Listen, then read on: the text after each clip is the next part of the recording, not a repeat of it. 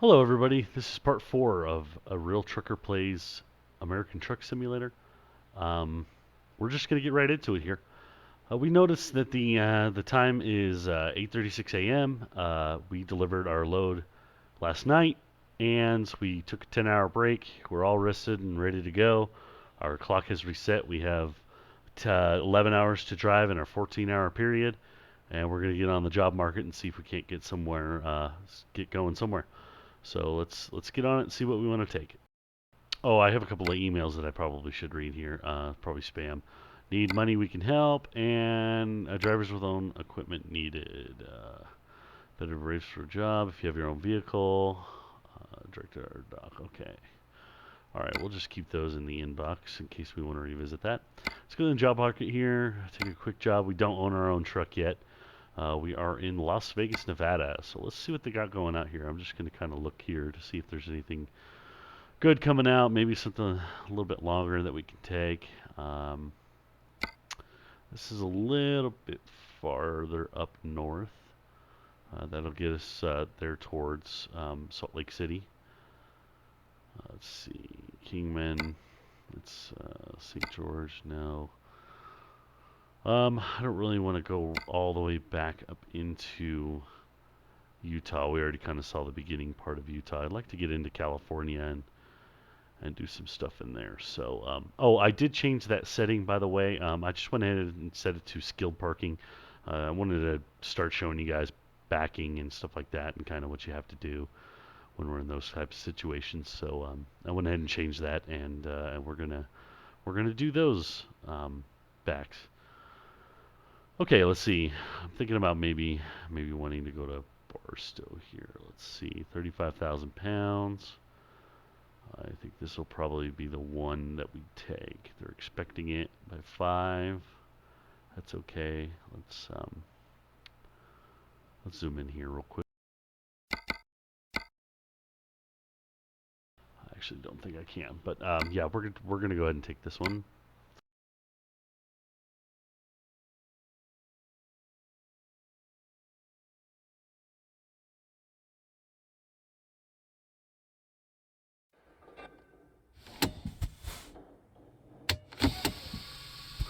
Okay, we're gonna get in the map here and check out something.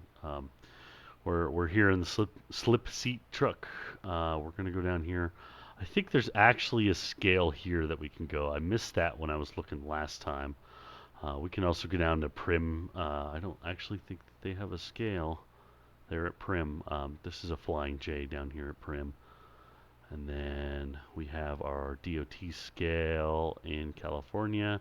It's actually the first DOT scale you get is when you're coming down into Los Angeles. There's like a little DOT scale right here, other than the one that you actually hit when you're coming right out of Nevada. Now they just opened that scale, so I think this is the rest area, but right when you come down here and you just cross in the border of California, they put a big scale here. It's an agricultural inspection station and a scale, but I think they made this game before that was even open, because it just opened I think about 2 or 3 years ago, maybe a little bit sooner than that. So we actually don't hit a DOT scale going in here.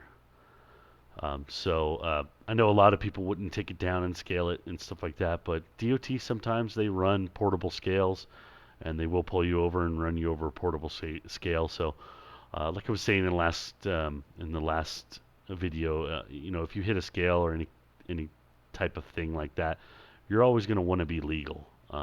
It doesn't hurt to take it by a scale and scale it. Like I had said in the previous video, it's better to spend $10 on a scale ticket than $200-300 on an actual overweight ticket and have to sit there and wait until somebody comes out and redoes your load. So we're just going to take it down here and scale it, and then we can get down this road and get on the freeway here and head down south. So let's get to it. Also, another thing I wanted to mention, it's a good thing when you're looking at your maps, if you're looking at like Google, your phone, Google has maps or Apple Maps, I guess is the same thing. You can pull up a satellite image. I do this all the time. You pull up a satellite image, you look at where you're going, you can see kind of where the trucks are supposed to go and the truck entrances and stuff like that. Sometimes you can even see the docks pretty clearly from the satellite photo. So it's always good to use those tools to know where you're going and how to get in docks and stuff like that. So we're going to get down here and get started. When I get out, I'm going to mark down on my piece of paper the time that we're leaving, and yeah, I'll do that.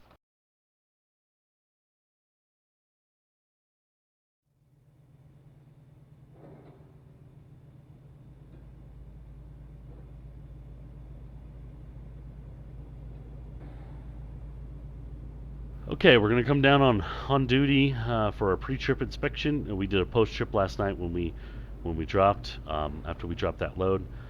Before we went home, we did a post-trip. Remember, we only have to flag it. We don't actually have to show time for it. It's either a pre-trip or a post-trip. But now we're on our pre-trip. We're going to show that we did a pre-trip from 8:30 to 8:45. So we're gonna start out here. Remember, it's in 15-minute increments. Wonderful! I'm doing triples. That's gonna be fun.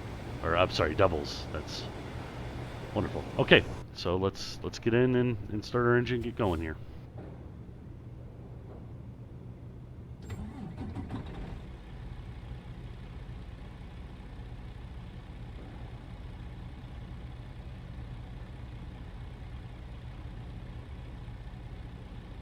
Okay, and I think the way we get out of here is around this way to our right. So we're going to take off and go that way.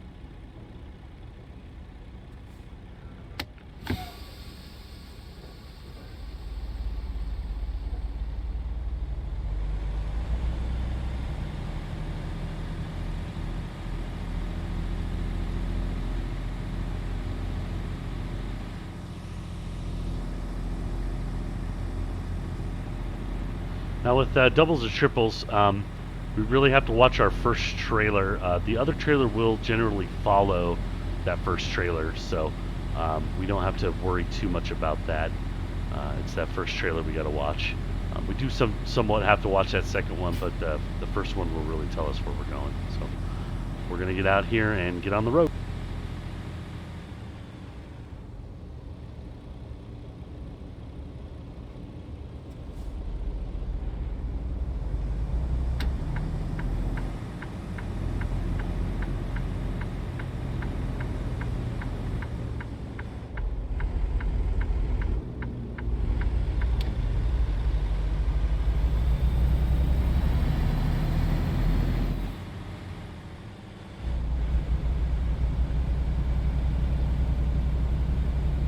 Now, I know somebody's probably going to ask me about it. I do not have Trek IR or any kind of IR thing to move the camera with my head as of yet. So I am using the mouse button to look around. So sometimes I got to run 2 or 3 things at a time. So just bear with me.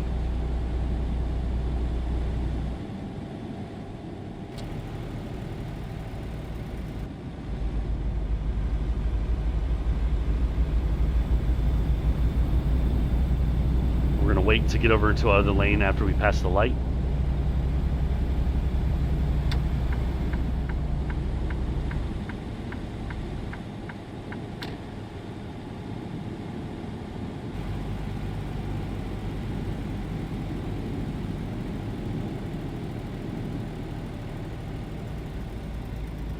We always want to be in the lane that we know we're going to have to turn in from, so we know we're going to have to make a left up here into the truck stop, so we want to be in this left-hand lane.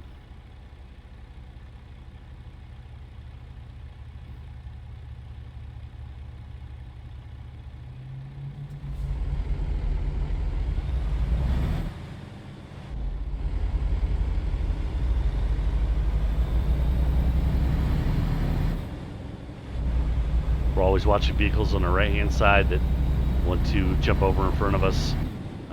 You know, everybody wants to beat the slow truck, so.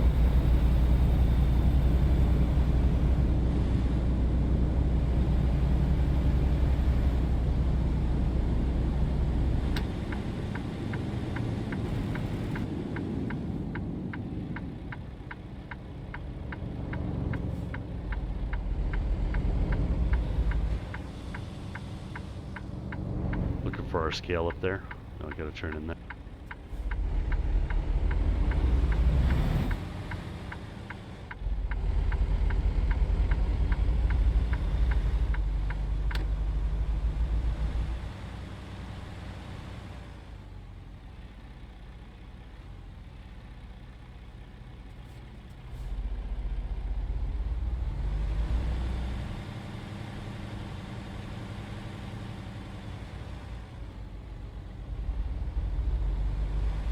Now when you scale triples like this, it's really long.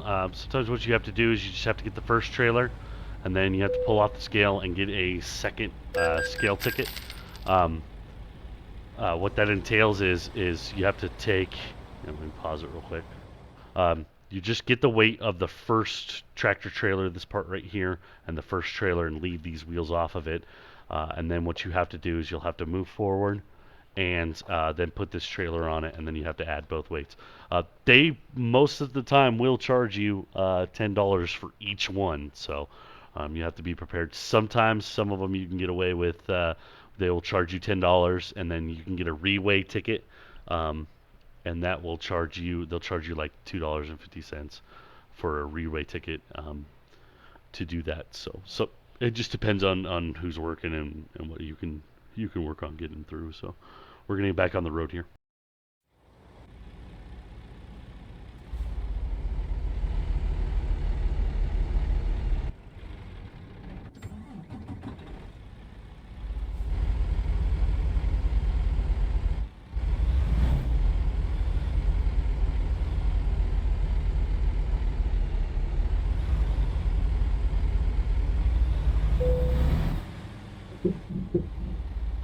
Yeah, so right there, sometimes when you're really heavy, the truck will do that. You just have to work your clutch as best you can, and you try to give the truck RPMs and let your clutch out real slow, kind of fan the clutch a little bit, and wait till it engages and goes. That's what I was doing there. We were in super low gear. Normally that doesn't happen. I've never once had to use the low gear to get out of a situation like that. Sometimes when you're starting uphill, I've had to do that, but not on a scale like that. So that's a little bit unrealistic, but it is what it is. That's how you get out of that situation. You just give the engine fuel and just kind of fan out your brakes as much as you can, and you keep going.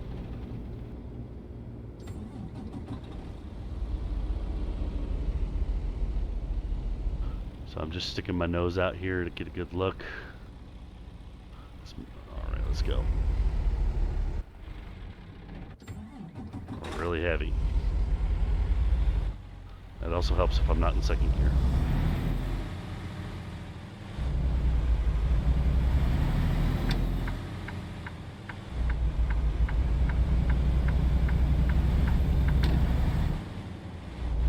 When you're already going out in the intersection and there's somebody that comes along like that, maybe they just made that turn, you didn't see him or whatever, you just have to get out into the intersection and just make your turn.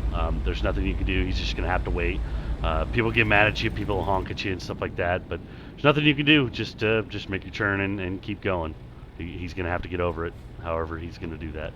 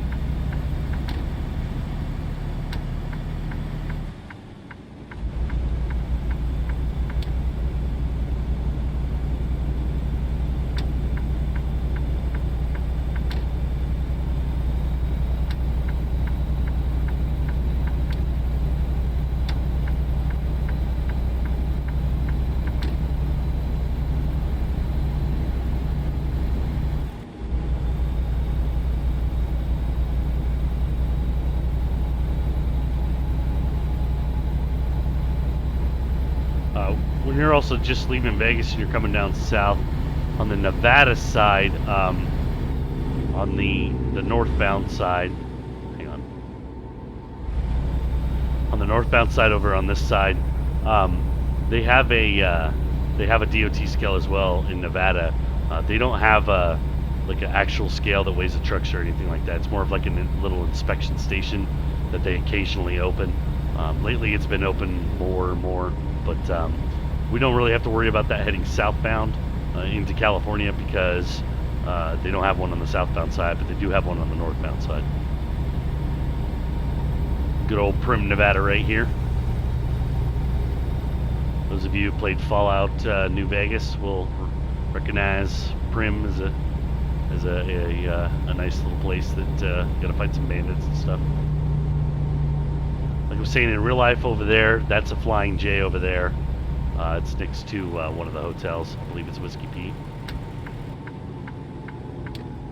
Yeah, okay, there was nothing we could do about that situation. He had to come to a stop because nobody was letting him on. We were going to try to move over, but there was a car right there, so sometimes that happens. You just have to keep going. Just too busy talking.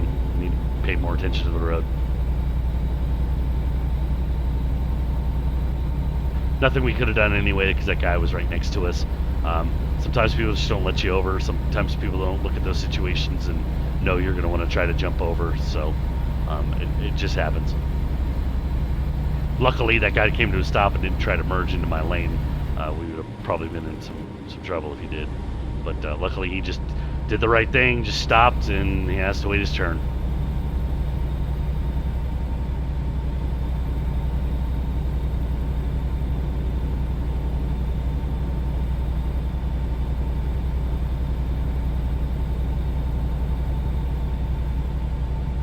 Like I said, this is the area we normally would be coming up on that DOT scale. It'd be off on our side of the road. The southbound traffic would have to stop, and they have an agricultural inspection as well as a weigh station there. But they just opened that again, I think, before after this game had already puddled this area.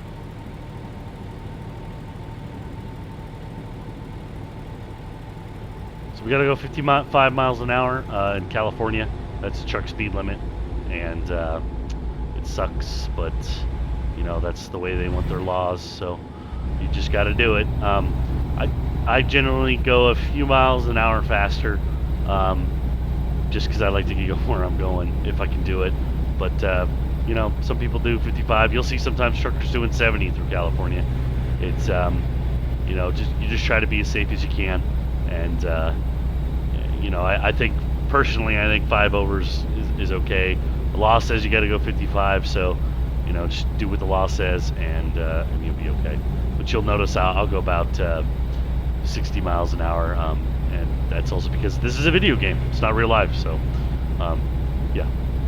I still want to try to keep it as much realistic as I can, and I would do 60 through California. I've done it before, so. But just keep in mind that if you are in a truck, it is 55 miles an hour.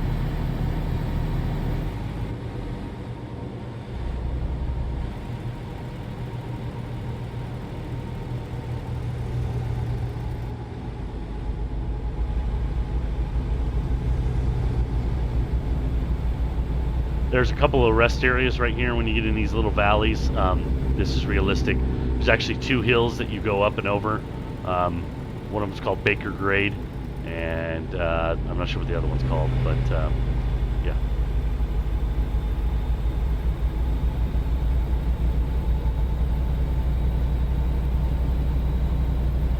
They just remodeled the rest areas, so they're decent. That is one thing about truck driving. You're going to have to get used to not going to the bathroom in your own bathroom, going into rest areas. So you always want to keep, you know, alcohol wipes with you, regular wipes, extra toilet paper, stuff like that. Stuff you don't think about, you know, unless you've been on the road a lot of times. So.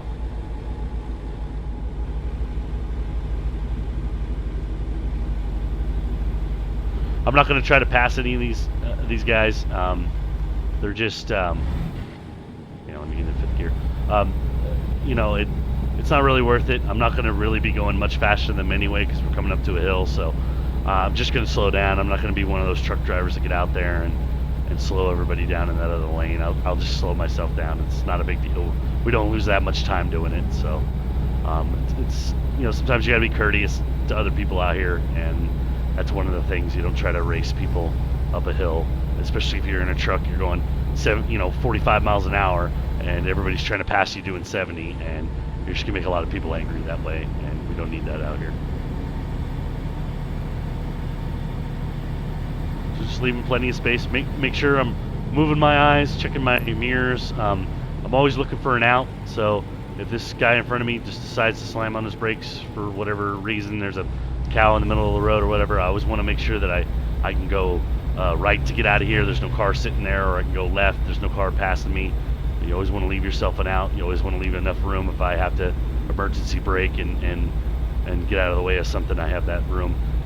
Sometimes when you're a truck, it's quicker to move out of something's way than to slam on your brakes. Sometimes that's a better option because it takes you a long time to stop.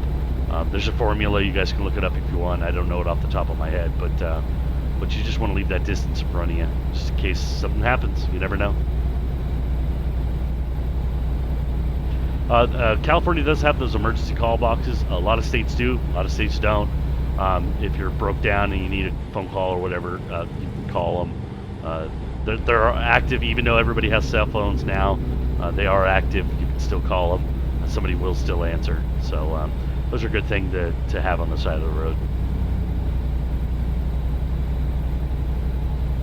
I think they're every couple of miles or something like that. I think it's every 5 or 10 miles they'll put a phone. So if you're stranded out in the middle of nowhere, it's you're no more than a couple hours walk to find yourself a phone. So we've got 27 miles until we're going to be here in where we're going here in Barstow. So we're going to be looking for our exit and be taking it.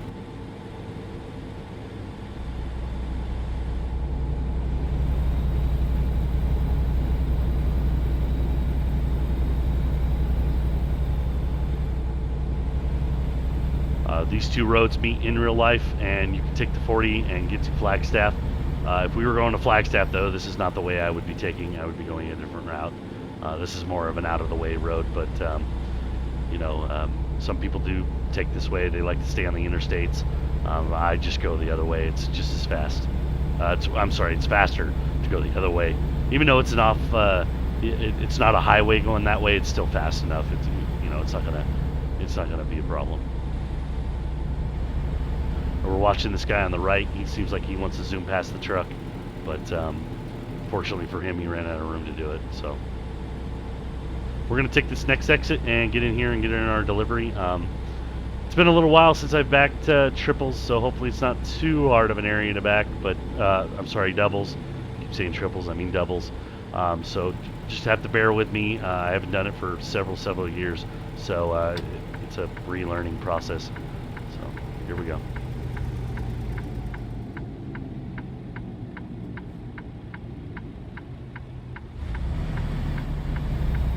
We don't want to lose too much speed on this hill going up here, otherwise we'll never get started. If we couldn't get over the hump there at the scale, I don't know how we're going to get over that.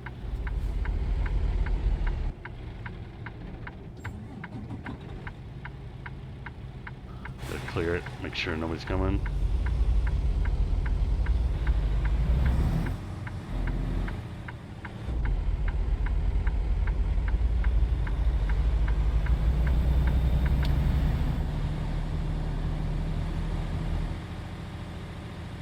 Go straight in here into our delivery. Looks like it's coming to the train station for whatever reason. I don't usually think that they haul these kind of trucks on trains, but you never know.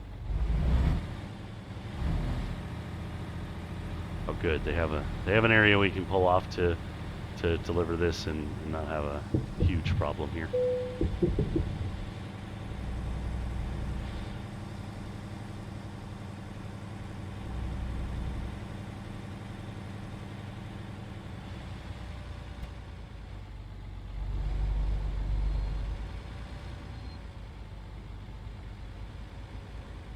We got to cut deep to get both of our trailers back behind us, so that's why I went a little deep there, and then we should be coming up to it. Yep, there we are.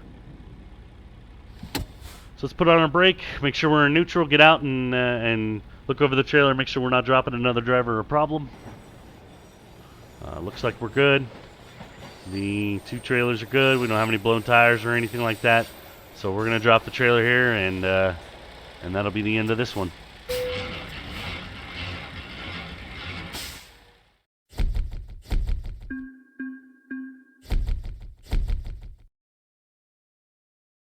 Okay, we reached up here to level 2. Like I said, we're gonna work on these two first. So I'm just gonna kind of go back and forth between these two. So we're gonna take the long distance one right here. So hopefully we'll get a little bit longer deliveries. We can stay out on the road a little bit longer. So.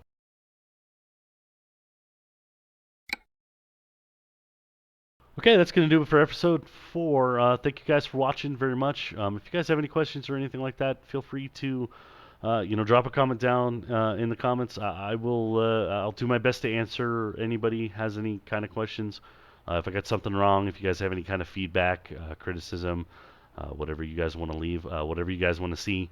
If there's a question that I have, maybe it's been answered in some of the other videos. I'm going to try not to be too redundant in these videos with information, but this series is definitely for people who want to know on the road trucking and what it's like to be a truck driver and stuff like that, and that's what I hope to bring across here. So, if you guys have any questions or anything like that, ask them in the comments. Leave a like if you like this video, and if you want to subscribe if this is the kind of thing that you want to see from me. So, thank you very much. Remember, drive safe and be safe, guys.